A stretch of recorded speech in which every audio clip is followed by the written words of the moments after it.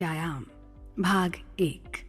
नमस्कार दोस्तों, मैं हूं आपके साथ पल्लवी और हमारी चर्चा का विषय है जापानी दर्शन को बहुत ही खूबसूरती से समझाती पूरी दुनिया में प्रसिद्ध किताब इकिगाई। इस बेस्ट सेलिंग किताब को लिखा है हेक्टर गार्सिया और फ्रांसेस्को मोरालेस की जोड़ी ने, जो कि स्पेन के रहने वाले हैं।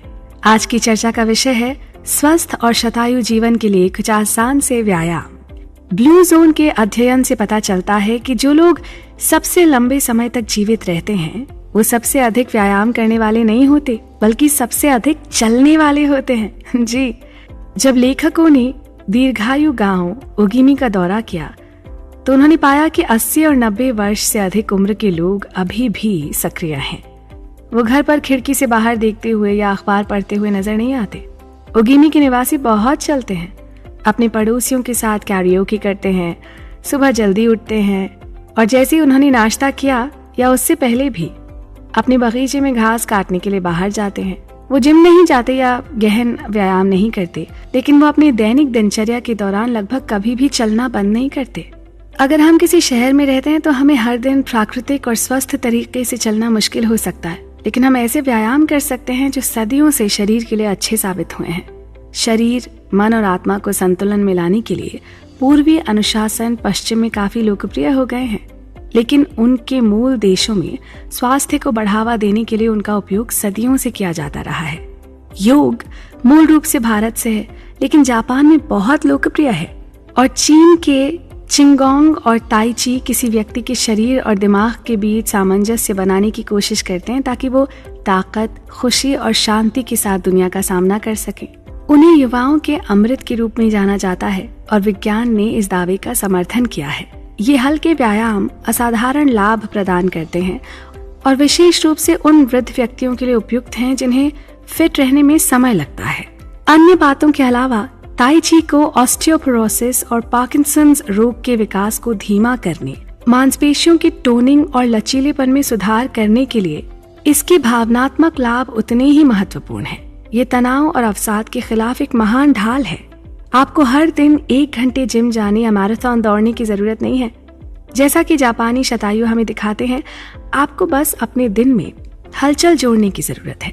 इसमें से किसी भी पूर्वी अनुशासन का नियमित रूप से अभ्यास करना ऐसा करने का एक शानदार तरीका है।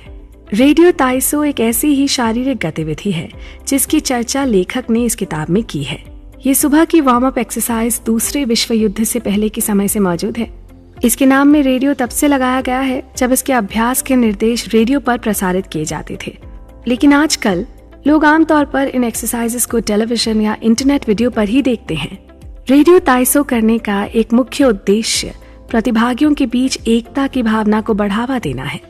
अभ्यास हमेशा समूहों में किया जाता है, आमतौर पर स्कूलों में कक्षाएं शुरू होने से पहले और व्यवसायों में काम शुरू होने से पहले। जब ये अभ्यास एक बड़े समूह में किए जाते हैं तो ये आमतौर पर एक खेल के मैदान में या एक बड़े स्वागत कक्ष में होते हैं और आमतौर पर इनमें किसी प्रकार का लाउडस्पीकर शामिल होता है।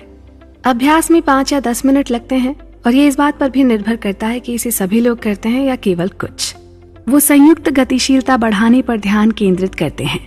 सबसे प्रतिष्ठित रेडियो ताइसो अभ्यासों में से एक में बस अपनी बाहों को अपने सिर के ऊपर उठाना और फिर उन्हें गोलाकार गति में नीचे लाना शामिल है।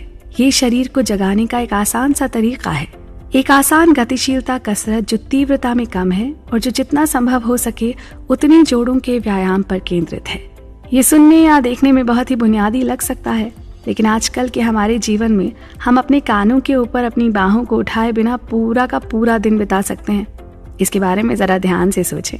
किताबें पढ़ते समय, स्मार्टफोन का उपयोग करते समय या कंप्यूटर पर कुछ लिखते या पढ़ते समय हमारी बाहें हमेशा नीचे होती हैं। जब तक हमें ऊपर से कुछ उतारना न हो या हम किसी अलमारी या कोठरी में किसी चीज को रखना चाहते हैं, बस तभी हम अपने हाथ अपने सिर के ऊपर उठाते हैं। जबकि हमारे पूर्वज अपने रोज के काम जैसे पेड़ों के नीचे से चीजें इकट्ठा करते समय दिन में जाने कितनी बार अपने हाथों को सिर के ऊपर उठाया करते थे। रेडियो ताइसो इस तरह हमें शरीर की सभी बुनियादी गतिविधियों का अभ्यास करने में मदद करता है।